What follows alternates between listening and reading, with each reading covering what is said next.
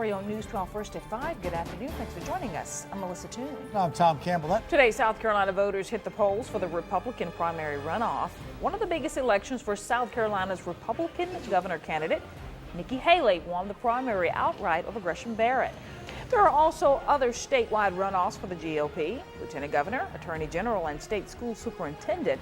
Overall turnout is expected to be pretty light for today's runoff. We'll have all the election results tonight on WRVW.com and on News 12 at 11 o'clock. Current Governor Mark Sanford is taking some heat today. Jones frantically rang Dylan's doorbell. After she refused to let him in, that's when he sprinted across the yard to her neighbor's home. The Propio 5000 is just one of the high-tech pieces of equipment here at the Uptown VA. It helps patients with balancing issues. As a matter of fact, the NFL team, the Atlanta Falcons, actually used this piece of equipment to help its players.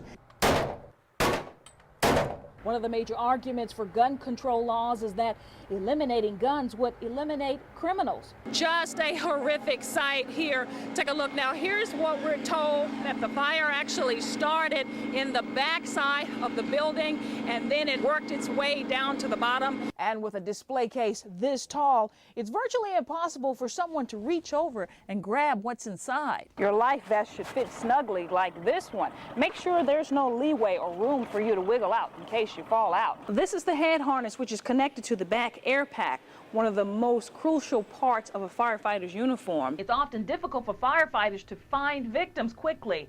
But with an advanced piece of equipment such as this. Here at Fort Gordon, today is Augusta and Boots Day, where members of the community get a chance to come out and learn what it means to be a soldier. Now, we're going to stay out here, and as soon as we have chow, we're going to go back to the rifle range, which is on the other side, if you could take a look over there. Right now, we are at the most popular spot in all of Augusta. Take a look. We've got a lot of people waiting in line anxiously for the release of this movie tonight.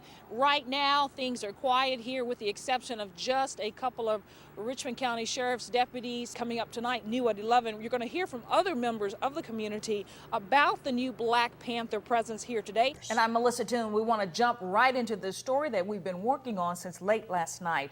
There are two key locations for this story. The first is Fort Gordon. News 12's Katie Beasley has been there most of the day as this investigation unfolds. Residents living in the Cedar Creek subdivision of New Ellington have also been advised to boil their water. I pulled out a jacket this morning when I was out doing my run, and I like the cool temperatures. Yeah, you It's can use okay it. with a car warmed up. News 12's Richard Rogers is in our phone bank tonight, where Richmond County educators are answering questions about Richmond County Public Schools.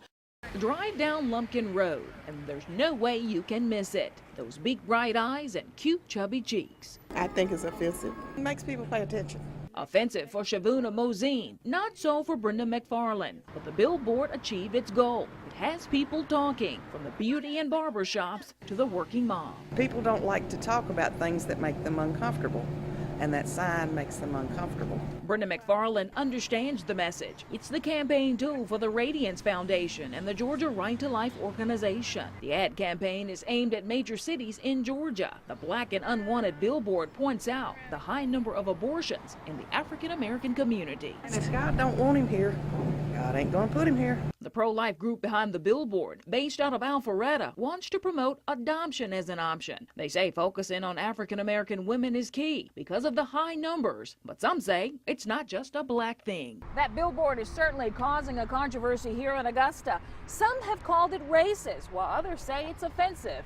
And you have those who say it's a message that's long overdue. It's sad to think that nobody wants a child. Sonia Cantrell says she's not sure about the approach, but the meaning behind it is certainly powerful. You know, it's just sad that there's so many kids out there that, you know, don't even have a chance because nobody gives them a chance. You know, it gets taken away from them. I mean, there's nothing good that can come out of it to me. Back to Shavuna, who believes that targeting the African American community in this case is wrong. It's cruel, honestly. If it wasn't targeting black babies, it would be more than just one baby up there. A lot of kids out here having kids and don't know the responsibility of taking care of them. In 2008, there were 35,888 abortions performed in Georgia, of which 58% were African American. There's a lot of people that's making the babies, but they don't want to take responsibility to step in and take care of them. Overall, 20,909 African American abortions were performed in 2008, which is almost twice that of the white population and over 4 times that of all other races combined. But Brenda still believes abortion affects all races, and it's the child, any child, that suffers in the end. A baby's a baby. It's just sad to think about, what their lives could have been if they were born. Like I said, the lady came out here and posted a sign, and she said, that I couldn't, kids, we couldn't stay here. It is heartbreaking to see the shame in James Rachel's face and to hear the despair in his voice. On Wednesday, Augusta environmental enforcement officers condemned his home because of the poor living conditions. For the past month, Rachel's has lived here on Bird Road with no water, no electricity, and in these conditions. His wife and 2 teenage children are warm tonight. The city forced them out, but he says he's staying to try to get back on his feet. I decided to stay here so that way I could, do some stuff, The environmental service lady said if I could get a job, that I could come back. If I got the house back up in compliance and call her and let her come out here and check it, then we can move back in the house. But before that can happen, there's a lot that has to be done. The roof needs repair, all of the trash cleaned up, and then there's this. See, this is the shut-off valve here. It leaks. What I had to be doing was getting up, cutting it on and off in the morning for my daughter to wipe off and stuff. As a matter of fact, here's one of the necklaces. Rachel says he's doing the best he can, but it's an example of what the poor economy has done to his family. How long have you been on hard times? For a long time. A lot of people saying I was a deadbeat dad, and I said, well, how can that be when I'm walking? I'm not robbing no banks. I'm not doing any drugs. And I don't drink. Somebody said something about if I went back to work, they might cut my wife's check, and I was kind of scared to go back to work. If anybody's out there, please, I need a job. I don't want my kids to be took away from me. I was taking my friend Crystal home, and we seen them coming down the street. Terrence Reese speaks quietly as he sits with a steel plate in his chin to reposition his jaw. And the boys came up to me, and they started just saying stuff. And I was like, hey, how y'all doing? And I don't want any problems. Despite a broken jaw and fractured bones, amazingly, you can understand his words as he recalls the events that took place on Monday. The 16-year-old was jumped by alleged members of the Apple Valley Posse. My best guess is that when I woke up, it was from when they were kicking me in my chin right here. I have stitches right here, you can't see them. And it broke my jaw right here, right there, and right there. Terrence says he was walking a friend home when he was assaulted, but he doesn't regret being there. If I didn't take her home that day, she could have been hurt. I'm glad I'm the one that took the pain for that and not her. A smart kid who excels in chemistry, art, and literature, Reese proudly wears a Butler t-shirt. He says there are lots of gang members at Butler, and that Butler doesn't have the greatest credentials, but it's still where he wants to be. Going to Butler may not have the biggest opportunities, but it's a steady road I can walk on. I know that Butler's not the best school, and everybody always tells me, like my boss, he always telling me that I need to go to A.R. Johnson because I'm very smart. And that's what he wants to do, get back to school. The reason I want to go back so bad is to show them that, I could have been the one that died this month. Are you angry at these kids who did this? No, I feel sorry for them because they have no life. My whole thing is about living forever, being a legend. They're not going to remember for anything. If you had a message for these kids tonight who did this, what would it be? Get some real friends, because gang members are not your friends.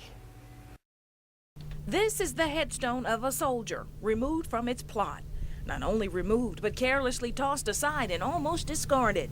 It's what 3 members of the Sons of Confederate Veterans discovered at Blue Springs Cemetery in Missouri. The headstone was placed to honor one of their own, John Nolan, a soldier who fought for the Confederacy during the Civil War. Ironically, another Confederate headstone sits only a few feet away, untouched. The only difference between the two is that if you look closely at the inscription, it shows that John Nolan was a black Confederate soldier. Jerry Blaine, determined to find out why the monument was removed, called the police. And the police officer noticed that the monument is laying in the yard in front of their shed. And that's where it's been for at least the past 2 months. Jerry Blaine, Don Gilmore, and Tim Apgar all say no one contacted them or any chapter of the Sons of Confederate Veterans to inform them the stone was being uprooted. And here's the explanation they got from this woman, the caretaker, after the fact. Someone had called her and said that this John Nolan was not a black man, that she was the granddaughter, and requested that the headstone be removed. That's right, based only on a phone call. The cemetery caretaker removed the stone, and this is where it ended up. All 3 men are outraged. To me, it's gut-wrenching almost. You know, I was present when that stone was set, along with another one just down the way. Disrespectful and outrageous to do something like that. It's a felony and a federal crime also. I find it really hard to believe that somebody could get something taken off of somebody's grave with just a phone call. When the veterans discovered that John Nolan's headstone had been removed, they placed a simple Confederate flag in its place. Now, 1 week later, that's been removed also. Is all of this a simple misunderstanding, or is it something else? It's a hate crime, in my opinion. Apgar says that he's heard of damage to other Confederate graves, but nothing as brazen as this. I don't know why they would not want to honor a brave soldier, regardless of what cause he fought for. Jerry Blaine says it all comes down to this. He believes it was removed because some won't acknowledge that African American Confederates actually existed. And he believes the culprit in all of this is still nearby. The cemetery didn't want us to place the headstone there. They should have said no before we placed it, but once it's placed there, it's protected under the state and federal laws.